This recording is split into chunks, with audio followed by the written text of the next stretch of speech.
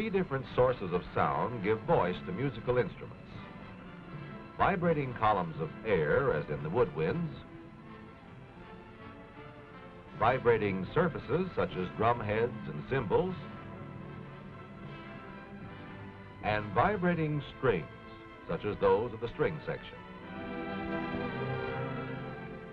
But whether or not a sound is musical, each of the countless sounds in our environment originates in some object that vibrates.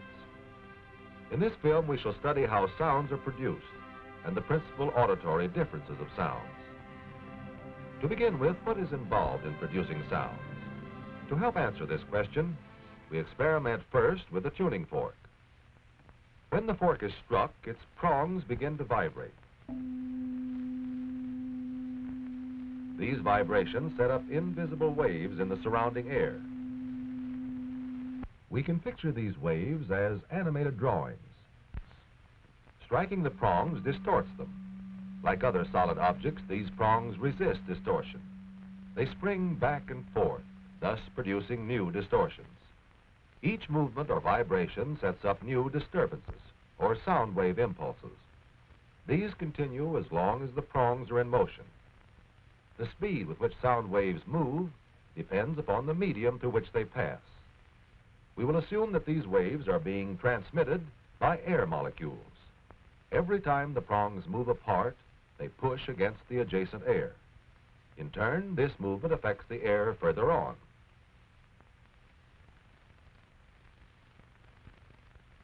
In this segment of the wave, we can see that some molecules are pushed relatively close together. These represent condensations of air. Each time the prongs spring inward, a partial vacuum forms in their vicinity. Air molecules nearby move into this vacuum, leaving a rarefied zone behind. Thus, there are alternate zones of condensation and rarefaction of the air. The number of times a given molecule moves back and forth in 1 second is the frequency of the wave. In one complete vibration, indicated here by the bracket, sound travels a distance of 1 wavelength. The velocity of any sound wave equals its wavelength times its frequency. We can record pressure variations in sound waves with this kind of instrument, an oscillograph. Sound waves are striking the diaphragm at the left. The stylus records the sound waves as a graph. Later, we shall use such graphs to represent sound waves. Condensations cause the stylus to move upward. Rarefactions cause it to move downward. So far, we've seen how sound waves are produced.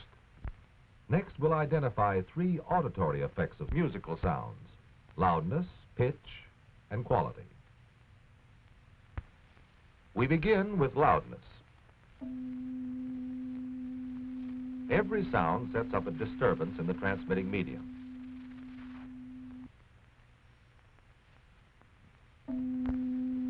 The larger the disturbance or displacement of the individual particles, the greater is the height of its graph above the neutral line. This displacement above the neutral line is called amplitude, and it is amplitude that determines loudness. As its loudness increases. Next, let us consider pitch, the auditory effect of frequency. First, we hear the sound of middle C.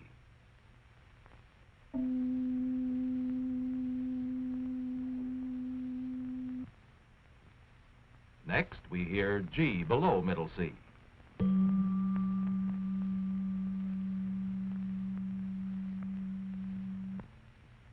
And now the sound of C below middle C. What causes such differences in pitch? To explain such differences, we picture 2 different sound waves.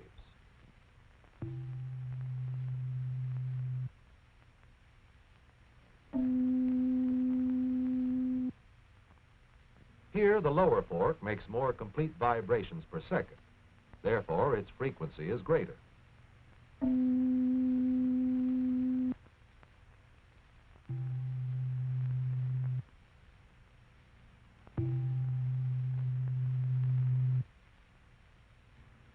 It is evident that the one with the greater frequency has the higher pitch.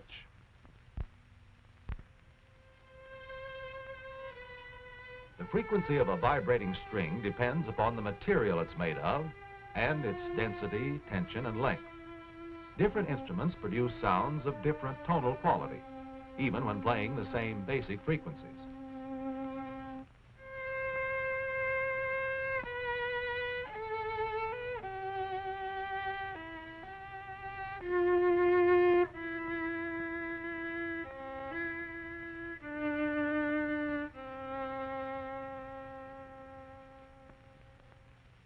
Each vibrating string may be made to produce different tones.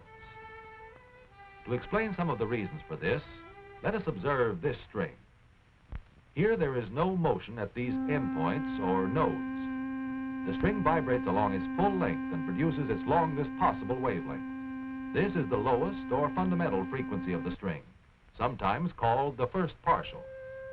If the string vibrates in 2 segments, it produces a wavelength that's 1/2 that of the fundamental. This is the first overtone, which may be called the second partial. Since wavelength is inversely proportional to frequency, the frequency of the first overtone is twice that of the fundamental. When the string vibrates in 3 segments, it produces its second overtone, the third partial. Here, the frequency is 3 times that of the fundamental.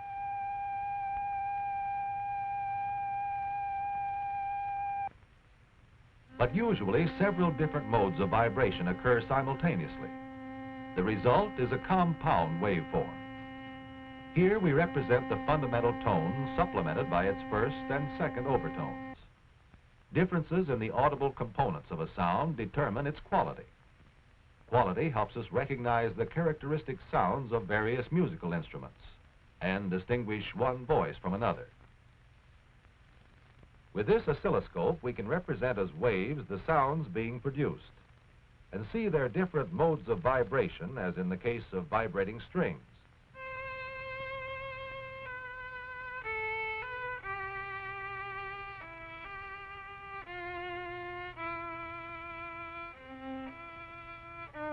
Besides strings, we've already considered vibrating surfaces.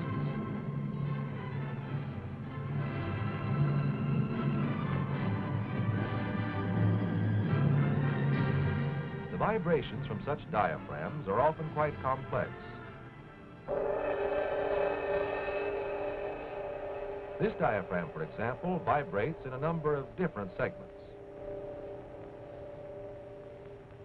The third of the principal sources of sound is the vibrating column of air. The organ pipe, like the woodwind, produces sound by means of such an air column.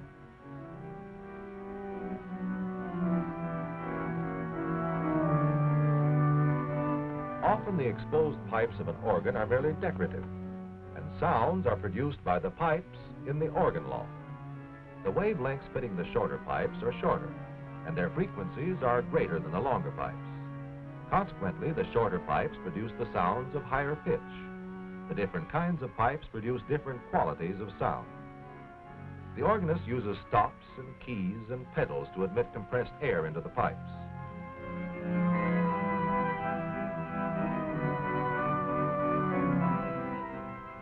Besides woodwind instruments and organ pipes, another mechanism that depends upon a vibrating column of air for its sound is the vocal mechanism of man.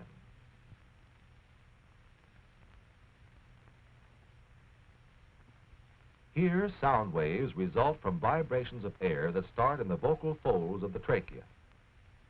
These waves are reflected back and forth in the cavities of the mouth, nose, and head, thus producing the complex sounds of speech and song.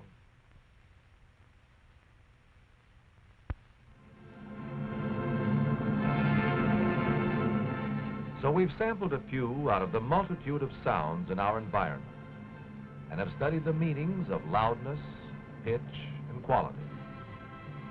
From the vast number of vibrations that we interpret as sounds, we may gather a wealth of meaning and enjoyment.